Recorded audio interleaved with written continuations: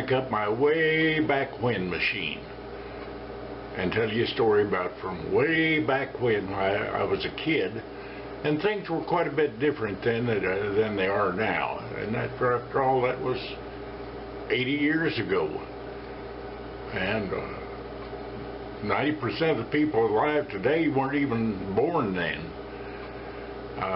But at any rate, there was a thing going on then called the Great Depression. A lot of foods were hard to come by. A lot of foods were very more expensive, and a lot of things you had to make do. And one of them was breakfast. Now, I grew up on a ranch where biscuits and gravy that was the starting point of all breakfast.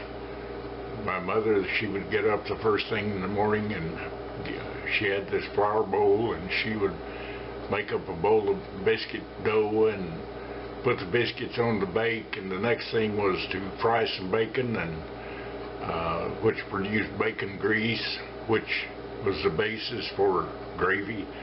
Make gravy, scramble some eggs, and we'd have breakfast.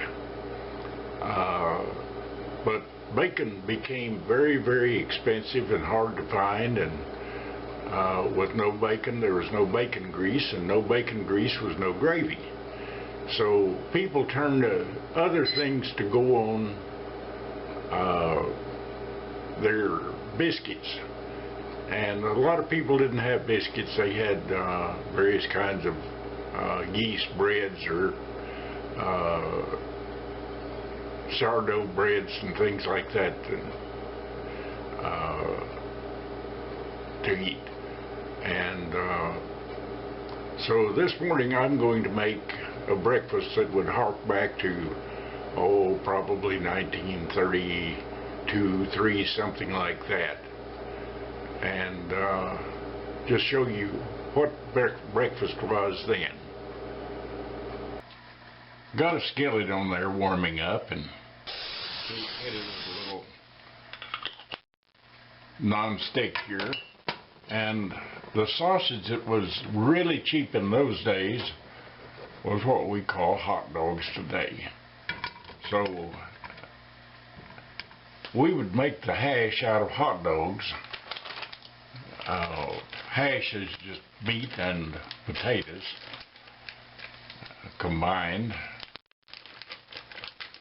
and I keep this package of hash brown potatoes here that actually they were French fries that we didn't eat, and I'd cut them up into small pieces and throw them in the freezer and then use them up for breakfast like this.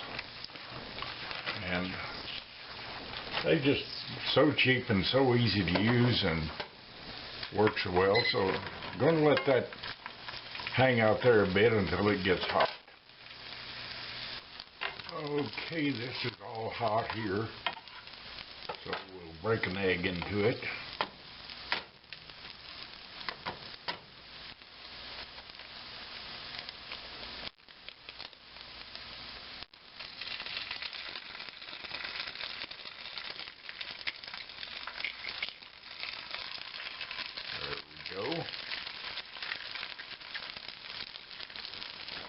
And just scramble it in there.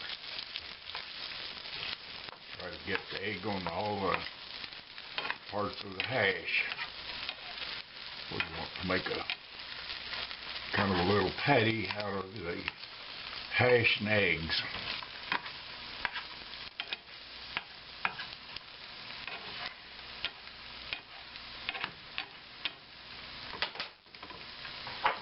A little salt.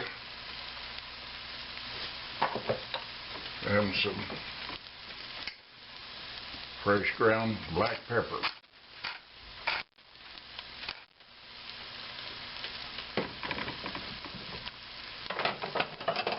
It's looking done on that side, so we'll turn it over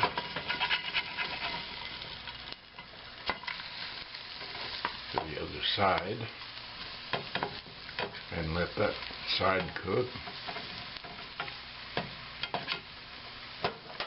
And in the meantime, I toasted a piece of white bread put it on the plate here where I'll finish up my breakfast.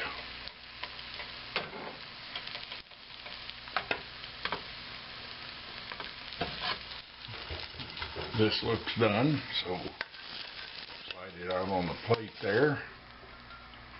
Go back on the back burner out of the way with that. Set this down here and turn the burner off. Now, the last thing, we don't have any gravy, so the next best thing is just a plain old pork and beans. This, I think, was 12 cents a can. And until you've had pork and beans over toast, you haven't really lived.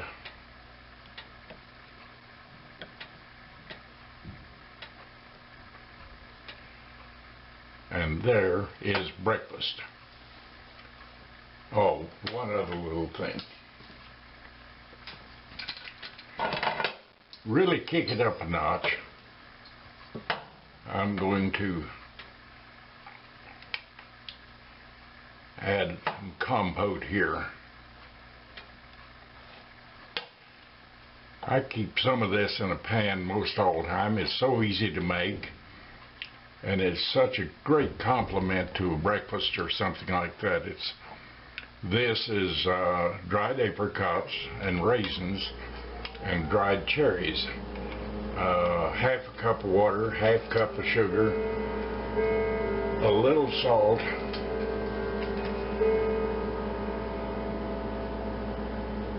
and simmer it for about 30 minutes, and it's done. Now this goes to the table. And here's my breakfast on the table, and it looks and smells great. I'm going to try it out now.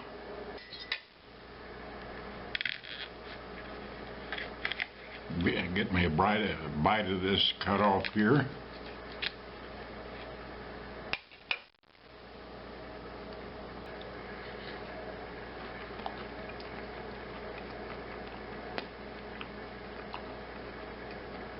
Just like I remember it.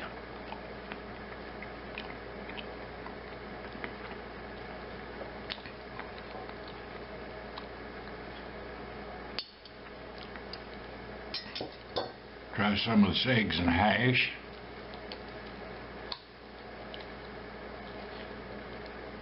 That's also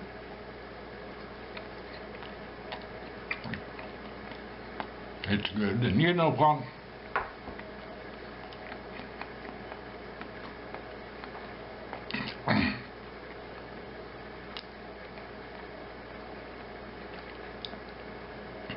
I did a quick cost analysis on this breakfast, and it was well under $1. And I've got enough left over to make another breakfast out of it. Now, if you bought it in a restaurant, it'd cost you $5 to $7 at least. And they keep talking about they want to raise the minimum wage to $15 an hour. Most of these restaurant workers are making 10 or 11 now. And if they do, they'll have to raise the price of everything they're selling $1 at least, just to make up for that. Because for the employer to pay $15 an hour, they have to budget about $17 to $18 an hour. The additional cost of tax, Social Security, and all of that they have to pay. And the only reason for that is the government wants more tax money coming back in. It's not for the people. They keep telling them that, and people drink the Kool-Aid and believe it, but it's the swamp critters in Washington. The only thing they're doing is trying to figure out how they can circulate more money back in through Washington. It's called socialism, This country was built on freedom and of people, and they're doing everything they can to tear it down. And I just saw our new president, he was spouting off about wanting to unionize Amazon. The highest paying jobs and the biggest employer in the world, and he wants to unionize it. I can't understand it. Get off my soapbox, so make you one of these breakfasts. You're going to really enjoy it. It's so easy to make. God bless America. God bless Texas. And where else would you find a state with a sign like this in it?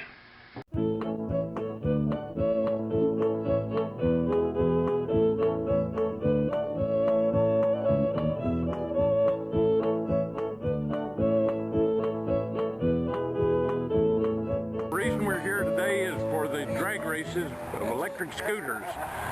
And I have a question to ask. Do either of you need a burnout before you go? Nope, don't think so.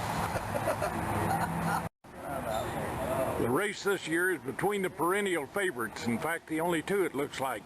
Frank Allen on the left and Frida Foreman on the right. They're arch enemies. Frank came out with his big wheels for this race, and Frida got her new Jazzy to go. Uh-oh, she's zooching up on you. Okay, 1, 2,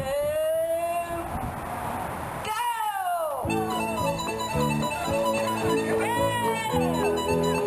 And it looks like Frida got the whole shot, and she's moving away.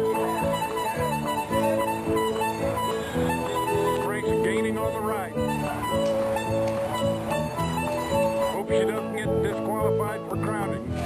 And with Frida is the winner. Look at a picture of you with the checker flag. Yeah. There we go. All right, Frida, this way. Look at Jim. Look at me. Yay! And the winners. Frida came in first, Frank second. Yeah. First place, right here. Second place, right here. Bill, get in there. Oh, no, that's come on. Come on, Bill. Go ahead. On behalf of the villas on Bear Creek, I would like to officially reinstate the 10-mile-per-hour speed limit. Okay, no more racing.